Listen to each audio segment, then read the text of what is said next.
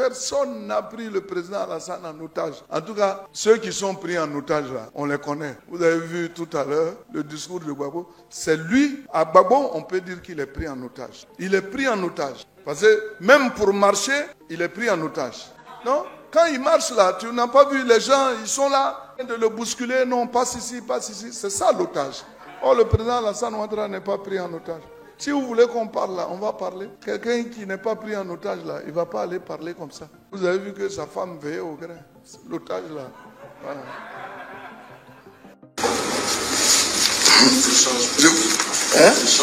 Oui, je ne voulais pas parler de Thiam aujourd'hui, mais vous avez parlé des échanges téléphoniques avec Thiam. Ce que Thiam a fait, c'est ce qu'on appelle la divulgation correspondance, qui est une grave infraction pour ceux qui sont là, une infraction pénale qui est prévue et qui est également punie par la loi. Bon, moi, j'ai l'impression que mon frère Thiam, que certainement j'aime bien, n'a vraiment pas le comportement d'un homme d'État. Souvenez-vous, il avait déjà étalé sur la place publique des prétendues confidences que lui aurait faites le président de la République. Mais vous allez à un rendez-vous avec un président de la République, vous parlez et vous sortez de ce rendez-vous, vous venez exposer ce que vous avez dit. Mais est-ce que vous avez vu le président réagir? C'est ça le propre d'un grand homme d'État. Aujourd'hui, on n'est donc pas surpris qu'il le fasse avec le ministre de la Justice. Déjà même le comble, c'est que quand il était à Crédit Suisse, il mettait sur écoute ses propres collaborateurs. Et comme on dit, qui s'assemble se ressemble. Moi-même, j'ai été victime de cela, son porte-parole. Alors que j'étais en communication avec lui au téléphone, il m'a enregistré et il a publié cela. Donc, c'est l'heure comme ça. Vous ne pouvez pas les changer. Voilà. C'est l'heure comme ça. Hein? Et je crois que cet épisode de Brindoumi doit accepter de nous convaincre tous et vous dire que ce n'est pas bien que dans le cadre des conversations, qui pour régler un problème ou qui pour parler à un chef soit exposé dehors. Mais si par extraordinaire je touche du bois, ce monsieur parvient à avoir une petite parcelle de pouvoir, pas pour être le président de la République, mais il va exposer toute la Côte d'Ivoire. Prions Dieu que pareille catastrophe n'arrive en Côte d'Ivoire. Alors, ce n'est pas le président Alassane Ouattara qui a demandé qu'on retire Gbagbo Laurent ou Thiam de la liste électorale. Mais est-ce que vous pensez que c'est le RHDP qui a éliminé tous les candidats?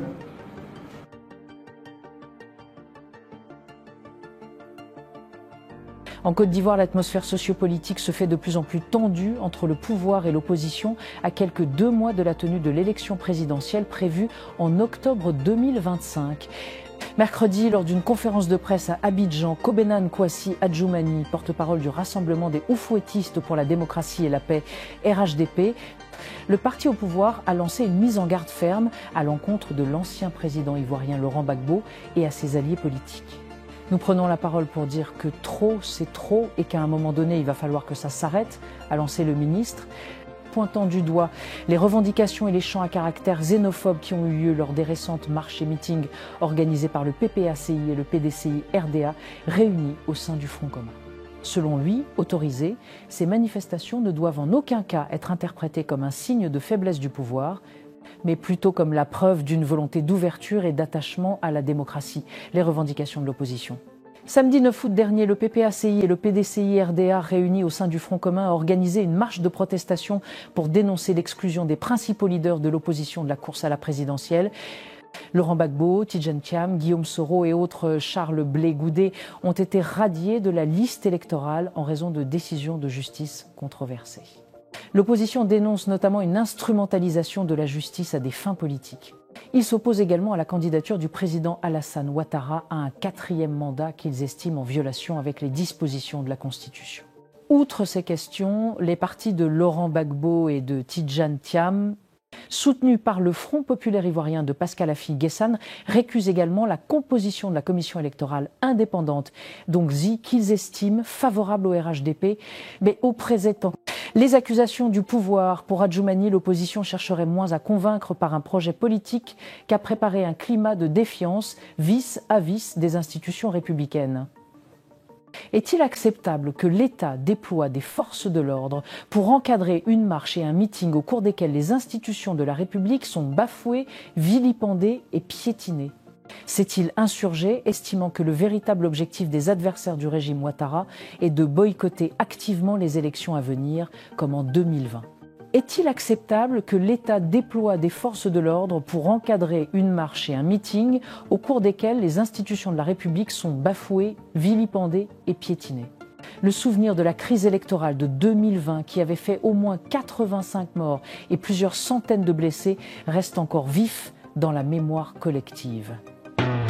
Le RHDP, qui accuse ses opposants de vouloir inscrire le pays dans la logique du pire, affirme qu'il ne tolérera pas une répétition de ce scénario. Il a mis en garde contre toute tentative de déstabilisation, assurant que la justice et les institutions de l'État sont en état de veille permanent et prennent toutes les dispositions nécessaires pour préserver la paix et la stabilité. Lors de son discours prononcé à la veille de la célébration du CIGZO, 5e anniversaire de l'indépendance de la Côte d'Ivoire, le président Alassane Ouattara, le président ivoirien, a promis que les élections auront lieu à la date indiquée. Elles se dérouleront dans une ambiance calme et sécurisée, appelant l'ensemble des acteurs politiques à la responsabilité.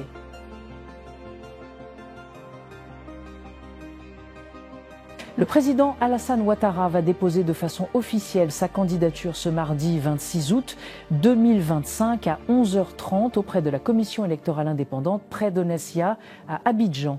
Âgé de 83 ans, Alassane Ouattara, chef de l'État ivoirien, avait annoncé à la date du 29 juillet son intention de briguer un 4e mandat. Cette annonce a confirmé les attentes du RHDP, son parti qu'il a désigné candidat naturel. L'événement a réuni dès la matinée de nombreux militants du parti au pouvoir autour du siège de la CEI au carrefour Duncan. Initié par la jeunesse du RHDP, ce rassemblement avait pour objectif de démontrer l'unité de la formation présidentielle derrière son leader. Monté au pouvoir depuis 2010, Ouattara divise la scène politique. L'opposition est contre la légalité de sa nouvelle candidature, tandis que ses partisans défendent la nécessité de la continuité. Le dépôt intervient à la veille de la clôture des candidatures ouvertes depuis le 25 juillet. Selon la CEI, le scrutin du 25 octobre se déroulera sur la base d'une liste électorale de 8,7 millions d'électeurs.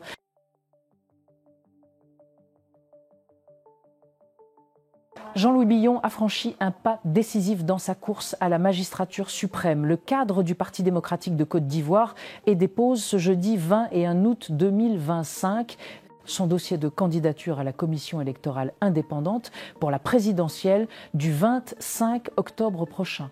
L'annonce a été faite la veille par ses équipes via une note d'information transmise à l'Infodrome. Jean-Louis Billon déposera son dossier ce jeudi à 11h au siège de la CEI.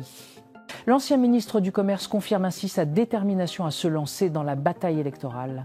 Sur ses réseaux sociaux, Billon avait déjà donné le ton, la prudence est déjà versée, le parrainage est bouclé, la suite arrive dans les prochains jours, une candidature hors du giron du PDCI. Si cette démarche confirme l'ambition présidentielle de Jean-Louis Billon, elle met également en lumière les tensions qui traversent le PDCI-RDA. Le parti, fragilisé par des divergences stratégiques et des rivalités de leadership à l'approche de l'élection, a choisi de ne pas soutenir son cadre. Le choix du parti s'est plutôt porté sur Tidjane Thiam, président du PDCI, malgré sa radiation des listes électorales qui le rend inéligible pour ce scrutin.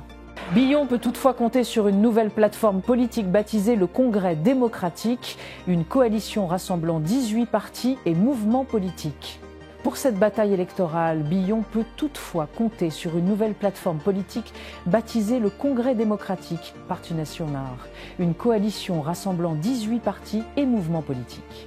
Cette structure, qui ambitionne d'offrir une alternative aux formations traditionnelles et qui voit en Billon un visage de renouveau, a décidé le 19 août dernier de désigner l'ancien ministre du Commerce comme son candidat à la présidentielle d'octobre. Entre audace et rupture, cette candidature sous bannière extérieure traduit une rupture nette avec la ligne actuelle du PDCI, désormais engagée dans une logique d'alliance avec le PPA-CI de Laurent Gbagbo, également inéligible. Leur principale revendication porte sur la réintégration des dirigeants de l'opposition exclus du processus électoral, la réforme de la CEI ainsi que l'instauration de conditions garantissant la tenue d'un scrutin inclusif, transparent et apaisé.